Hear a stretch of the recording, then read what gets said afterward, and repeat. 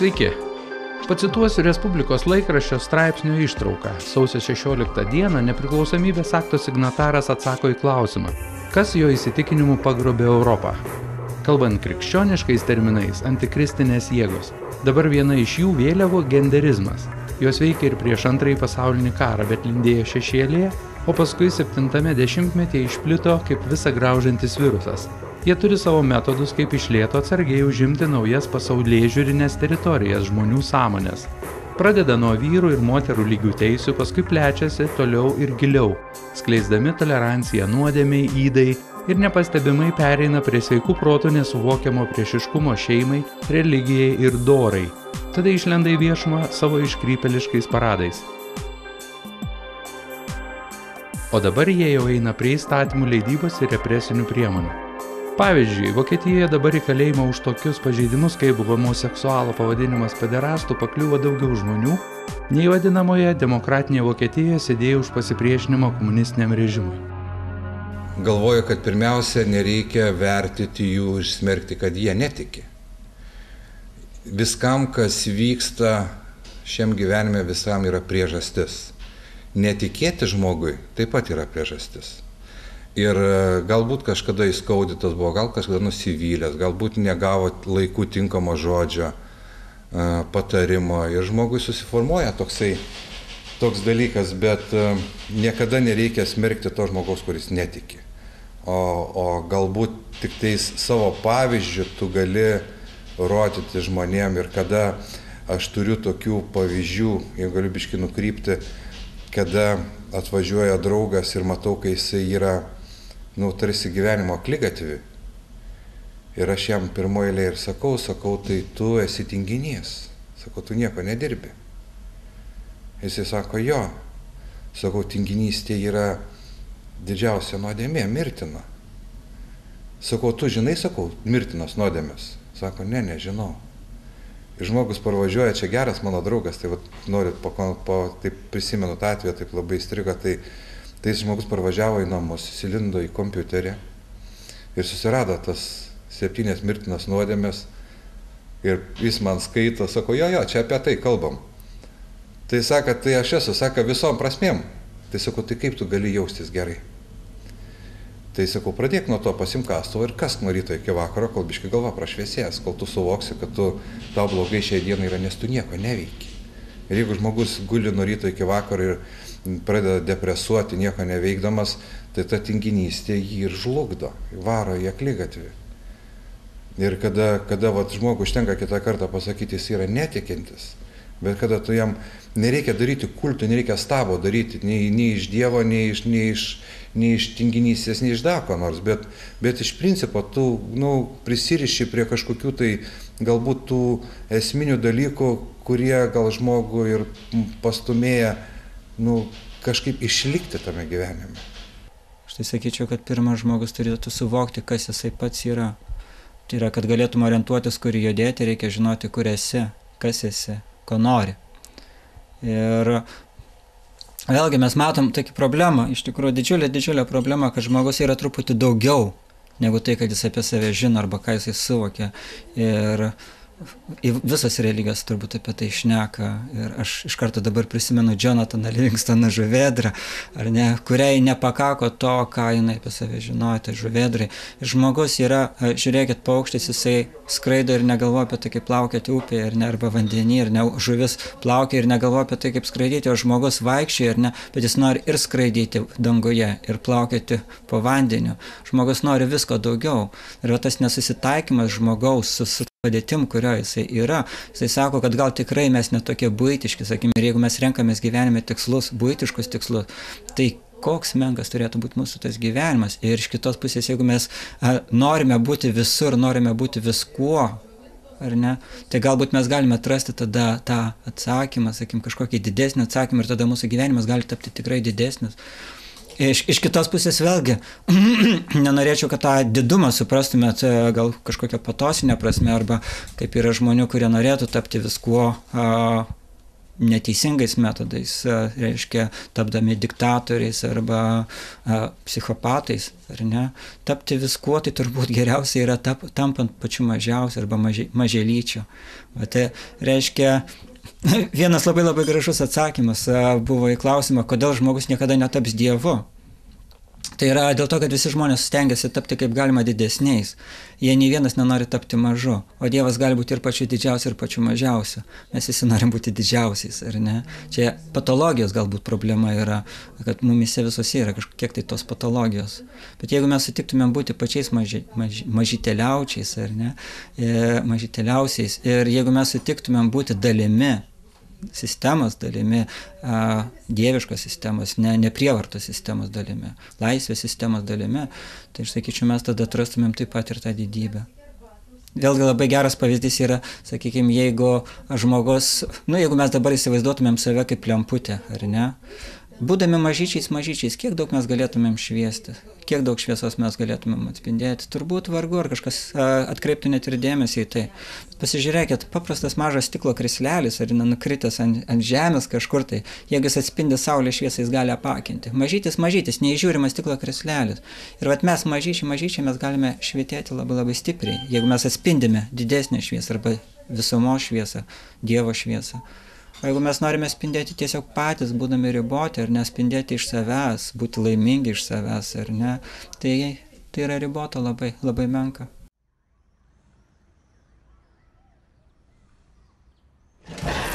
Informacija gaunu atrodytų visiškai atsitiktinai, bet jie ateina lyg ir pati, kaip ir Gabrielė Mort knygos.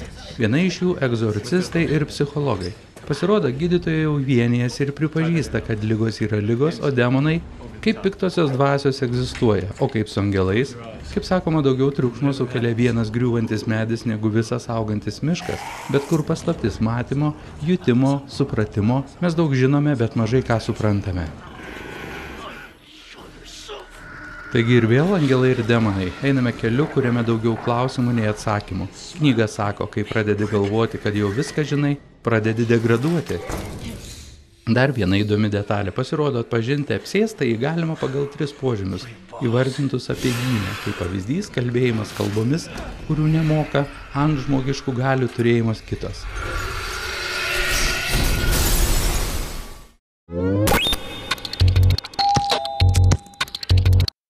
Ši filmuota medžiaga unikali. Pirma mano pažintis iš arti su man nesuprantamu reiškiniu. Todėl tai norėjau išbandyti pats. Pažiūrėkite patys. Достаточно хорошая концентрация внимания. Правильно, хорошая концентрация и можно... Kitas Igorio Berežnojaus kursų ciklas klausytojų prašymų prasidės rugpjūčio 15 dieną. Ką sudomino mūsų medžiaga, skambinkite į Geležinkeliečių klubą telefonu 941 72. O kad tai neapgaulė, įsitikinau pats savo kailiu.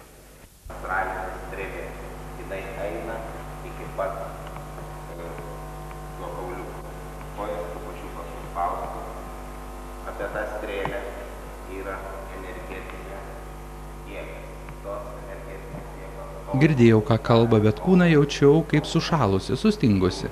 Šiandien tas pojūtis liko, bet ir paslaptis liko. Ir po tiek metų nerandu reikiamų žodžių paaiškinti tai, kas įvyko tada. Kaip ir šiandien negaliu paaiškinti, kas vyksta paprasta pasaulietinė kalba.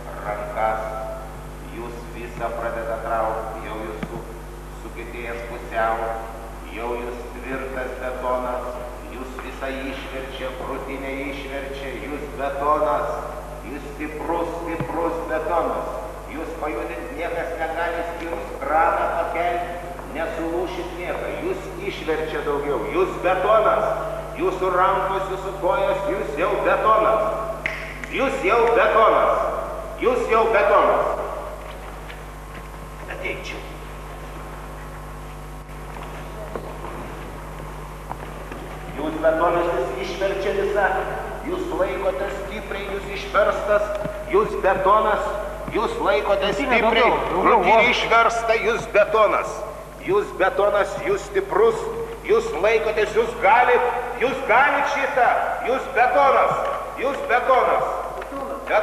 Jeigu mes važiuojam su mašina iš taško A į tašką B, tai mes nuvažiuojam vėl todėl, kad mes žinom taisyklės. Teisingai, nepažymės taisyklių ir mes nepadarom avarijas.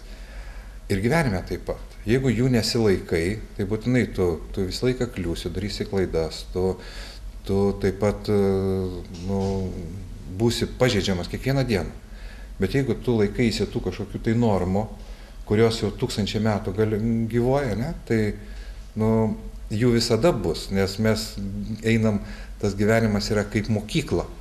Mes einam darželį, 1 klasę, universitetai, visą laiką mokomės. Kai baigiam universitetą, mes nustojam mokytis.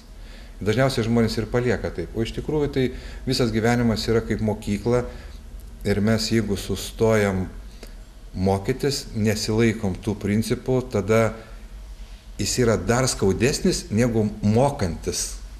Mokslas tas ir jisai tu gali būti bet koks, bet tas žinojimas, suvokimas ir mokslas jis yra sunkiai žmonėms pakeliamas, bet nesimokinimas yra dar skaudesnis. Sako, kad žmogui prigimta savybė vaikščioti, gebėjimas vaikščioti. Bet pagalvokim, kiek žmogus tuo gebėjimu galėtų pasinaudoti, jeigu jo niekas nemokintų vaikščioti, jeigu tėvai nestovėtų ir negaudytų vaiko, ar nesakytų eik, ar ne.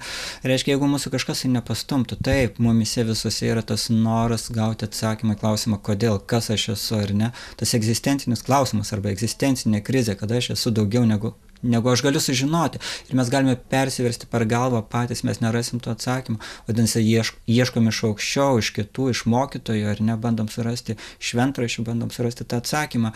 Bet mes patys negalėtumėm išgalvoti šitą atsakymą. Vadinasi, postūmis jisai turi būti.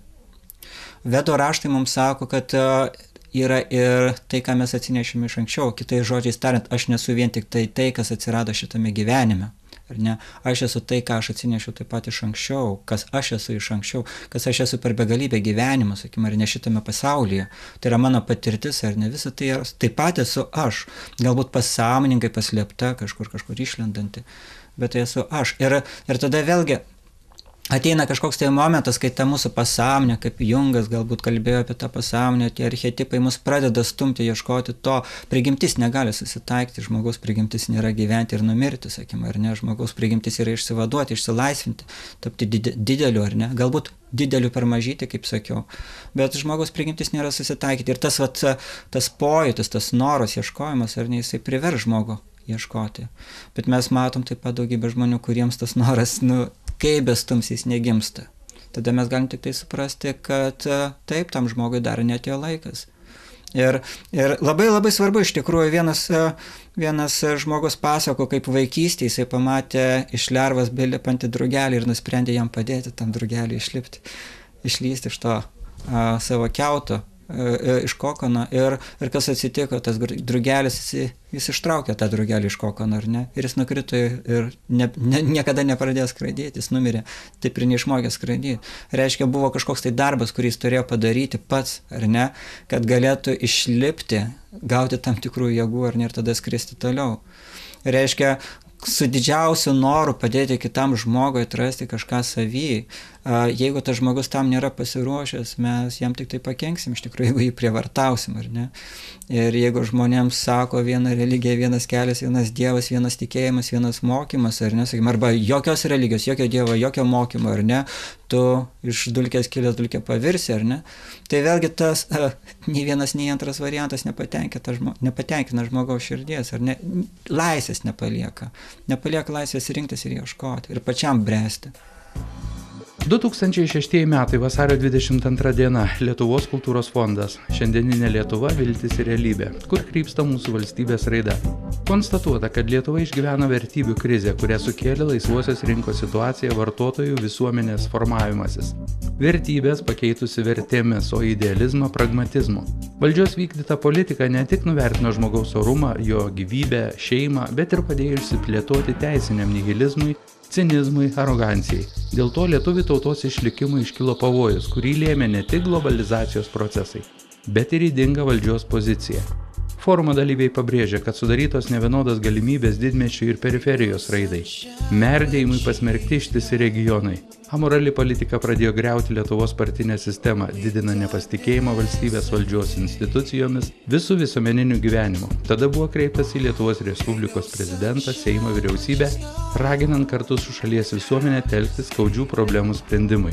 Po 4 metų dėja tenka pakartoti, kad lyginant šį 20-metį su tarpukario Lietuva visuomeniniu bei moraliniu aspektais, esame pralaiminti kartą, nusikalstamai pamynusi šimtmečiais puoselėtas mūsų protėvių tradicijas, moralinės dvasinės nuostatas, esminius dorovės principus.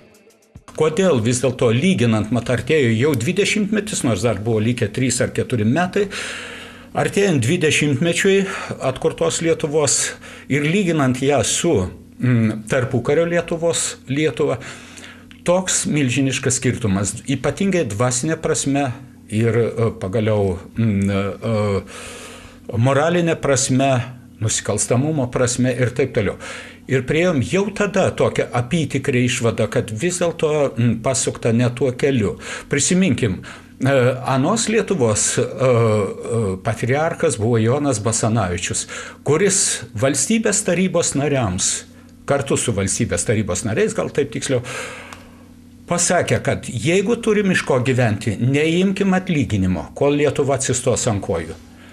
Jeigu turim daugiau sukaupę lėšų iš ankstesnių laikų, tarkim, aukokim Lietuvos švietimui, kultūrai, svarbiausiems kitiems dalykams Lietuvos. Ir iš tikrųjų, per aną 20-metį Lietuva sugebėjo atidaryti daugiau nei 1200 naujų mokyklų. Įsivaizduokit, iš po baudžiavos, faktiškai iš po baudžiavos, galima sakyti, perimta Lietuva iš carinės Rusijos, nualinta visiškai visom prasmėm, per 20 metų padarė tokį stebuklą. Pastatė daugybę teatrų, sporto halę Kaune ir daugybė kitų institucijų, kultūros, mokslo, švietimo ir taip toliau, kurios jau egzistuoja ir veikia ir dabar. Dabargi paimkim per 20-metį, tiek maždaug mokyklų uždaryta Lietuvoje. Tai yra vis dėlto jau iš esmės netgi genocido požymiai, sakykim, tautai, valstybė iš tikrųjų. Tai yra blogi dalykai.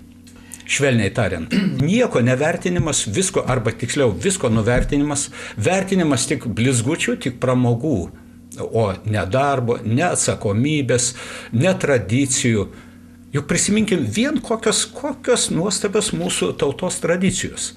Jeigu taip tikrai giliai pasižiūrėjus, kokios tradicijos, faktiškai jeigu mūsų tauta, valstybė, politikai, valdžios žmonės vadovautųsi vien tomis tradicijomis, tradicinėmis tiesomis, kurios patikrintos per šimtmečius, per tūkstantmečius, neabejotinai mūsų Lietuva, mūsų žmonės gyventų nepalyginamai geriau. Štai jeigu lyginant tuos 20-mečius tarpukario Lietuvos ir dabar, tada buvo pasukta link žmogaus. Viskas buvo ypatingai pirmaisiais metais, turiu galvoje Basanavičiaus vadovaujamas tarybos, viskas, kad atkurti valstybę ir žmogų. Ta pati kartoja ir vienas šviesiausių šių laikų, sakykime, vis dėlto šitos epochos žmogus, tai Lietuvos kultūros fondo kūrėjas, profesorius Česlovas Kudaba, nepriklausomybės akto signataras, kad viskas, politika, apie ką bekalbėtume, apie politiką, ekonomiką, verslą, kraštovaizdį. Pirmiausia turi būti epicentre, dominantė žmogus. Deja, visiškai pasisuko ir štai nuo pirmosios aukščiausios tarybos, nuo jos vadovybės, paskui sekė ir kitas Seimas, ir dar kitas Seimas, deja, tas požiūris ne tik nebekito, o būtent buvo pakreiptas į valdžios ir politikų egoizmą, į jų tenkinimą, interesų ir taip toliau.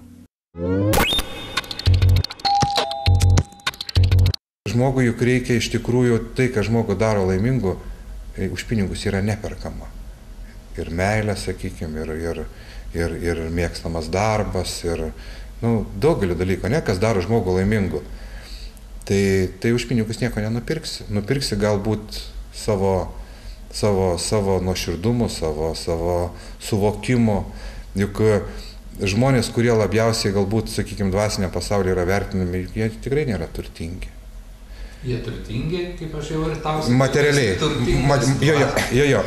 Kad jie nėra materialiai turtingi, bet aš asmeniškai jų klausausi, aš juos tiesiog gaudau kiekvieną žodį, aš noriu išgirsti, noriu išmokti. Man dažnai sako, Vytai, tu daugiau kartais ten ginčyje, sakai, aš sakau, galbūt aš taip ir darau. Ir tai galbūt nėra nepaš manęs tas, bet kai aš girdžiu, sugebu atrinkti tiesą, kas kalba, arba prasmingus žodžius, aš su jais nesiginčiu, aš gaudau kiekvieną žodį. Ir kai vieno tokio serbų vienuolio klausiausi, jisai sako, jūs dėl ko pa žmogų gaunasi pyktis, ne, ten pykstam vieniem kitų. Todėl, kad mes susitikę, sako vienas kitą, mes vietoj blogo žodžio, mes pasakytum, sako, tokius žodžius, sako, radas timoje. Ir tai lietuviškai galbūt tai prasmingai neskamba, nes kadangi aš ten tokia serbų ta kalba, tokia daugiau rusų, ir kada tu pasakai žmogui, kad, tokį žodį, žinai, tai yra kaip stebuklas veikia. Bet paprastai yra pas mus ne tuo keliu eina daugiausiai viskas vyksta lobizmo, viskas vyksta kuo daugiau, o iš tikrųjų, kai sakau, kad daugiausiai kainuoja šiai dienai, daugiausiai, Gediminai, kas kainuoja šiai dienai? Pamponuok man biškutį. Negaliu atsakyti, aš pasakysiu. Daugiausiai, aš manau, tai kainuoja išmintis. Man labai patinka Erlickas, aš dažnai jį bandau pacituoti, aš, pavyzdžiui, neišradinėju tai, kas yra ne mano. Jeigu mane gimsta tos mintis, o aš perskaitau kažkur ir mane žavi, jis labai gerai pasakė, sakė, mes visi verkiam, kad neturim pinigų, bet nei vienas neverkiam, kad neturim proto. Tai yra stebuklingi žodžiai. O į tą protą įeina daugelis dalykų ir, sakykime, ir pirmiausia, tai aš manau, nesmerkti ir vertinti ir gerbti visus aplinkinius savo žmonės. Kai tik tai mumise sukyla kažkoks tai ego, mes pradedam kovoti su pasauliu ir mes pradedam ieškoti demonų kituose. Ir man teko ne kartą girdėti, kaip kažkas sako, jie yra demonai, mano tėvai yra demonai, mano artimiai yra demonai. Bet nesuprantama, kad demonai yra manyje, tarsi, kad tai yra mano širdėje, visi demonai ir angelai yra mūsų viduje, ne kažkur kitur, ne kažkur tai kosmose, manyje yra, kaip sako, abidvi tos pusės.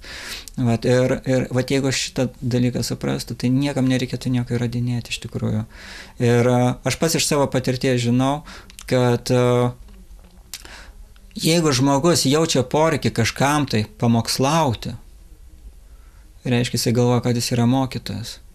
Reiškia, jis galvoja, kad jis yra didesnis negu iš tikrųjų yra. Nes jeigu jis būtų iš tikrųjų mokytas ir jis būtų tikras mokytas, tada kai taptų menkesnis už menkiausią. Ar ne?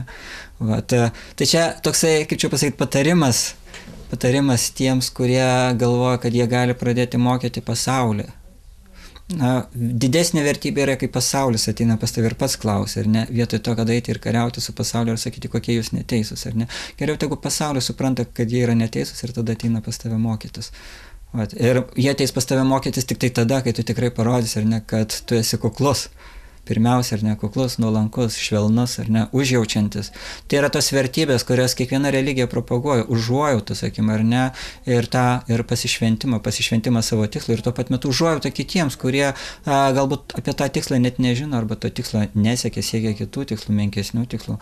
Tai nepanieka jiems turėtų būti užuojauta, tai moko šventraščiai, Vedas taip Krišna sąmonė moko. Natūraliai kyla klausimas, kodėl nebenaudojamos savokos, kurios buvo visiškai netolimoje praeityje. Kodėl blogi kuriantis nebevadinami šėtono apsėstaisiais. O vis daugiau žmonių randa pasiteisinimus patiems šlykščiausiams poelgiams. Gal tikintys yra kitokie žmonės savo fizinę sandarą? Niekas šiam gyvenime nevyksta šiaip savo. Ir dažniausiai viskas vyksta tam, kad būtų geriau. Viskas vyksta į gerą. Jeigu tai įvyko nesėkmė, kaip sakau, reiškia, kažkur pražiūrėjai, kažkur neužteko žinių. Aš manau ir kartosios, kad vis dėlto viską valdo žmogaus protas. Jo žinios profesiniai srity, jo sugebėjimai, plus tikėjimas galbūt aukščiausių, kad tau duos pagalbos. Aš dažnai įvardinu, visi tikis, praėjo ir Šiauliuose buvo Europos krepšinio čempionatas. kodėl patyrėm fiasko. Aš skaitau, kad patyrėm fiasko. Ir dažnai sakau, kai sako pasisekė, aš sakau, o kas yra sėkmė? Gediminai, kas yra sėkmė? Man įdomu, tu turi savo formuluočių, kurias sunku ginčyti pasiruošus. Jo. Sėkmė tai yra Dievo dovana už tavo padorumą, už tavo atsidavimą darbui, už tavo kultūrą, už tavo etiką. O ką mes darom? Visa Lietuva antiek puikavosi tuo krepšiniu ir kad antiek, atrodo, nieko aplinkui pasaulyje neliko. Tik tais krepšinio kamuolys ir 3 milijonai. Kaip mums tą ribą įveikti arba į kurią pusę eiti, ar nesakim, kad mes prie tos ribos prieitumėm ir galbūt ją galėtumėm peržengti. Iš tikrųjų, turbūt tai yra pats giliausias klausimas, kurį užduoda išminčiai. Užduoda savo ir galbūt ir kitiems. Ir jeigu vedų tradicijoje arba vaišnavo tradicijoje, mes matome, kad kartais išminčiai arba šventieji, jie Dievui priekaištauja. Kodėl tu manęs dar? Kaip sako, kodėl tu manęs dar nepasiemi? Ir jie sako, Viešpatie, aš tavęs nepažįstu. Tu esi visų puolusių sielų gelbėtojas, ar ne? Bet kodėl taip dėlsi mano atveju? Reiškia, tas susidūrimas su ta riba mes negalim pereiti patys, ar ne, kaip mažas kačiukas, man kažkada teko stebėti vaizdą, kurį turbūt daug kas yra matę, ar ne, kaip katė atsivedusi kačiukus, jinai juos neša kažkur į kambarį ir jinai bando pernešti juos į kambarį, iššokti pro langą, ar ne, ir kačiukas pats neturėtų jokių galimybių iššokti pro tą langą, ar ne, nes tai yra aukštai, jį turi paimti katė. Ir vėlgi tai reiškia, kad mes priklausome nuo tos malonės, yra ta riba. Ta riba kaip stiklas, ar ne, ir tas stiklas yra toks skaidrus, kad tu, net jeigu esi didžiausiai dorybė, ar ne, tai yra kaip krikštolas stiklas, tu jo nepramuši, nei su galva, nei su įrankiu nepramuši. Reiškia, reikia, kad kažkas paimtų mus iš to akvariumo, ar ne, ir perkeltų į kitą pusę. Va ta riba jinai yra labai labai plona, bet labai neįveikiama. Bhagavad Gitoje Krišna jis sako, mama maja duratėja, šitos mano majos, tos iliuzijos, ar ne, neįmanoma įveikti. Bet jeigu kažkas atsidavė man hipartav, jo paširtie, jeigu kažkas atsidavė man, ne, maja meitam tarantitė, jie labai lengvai gali perlipti per šitą mają.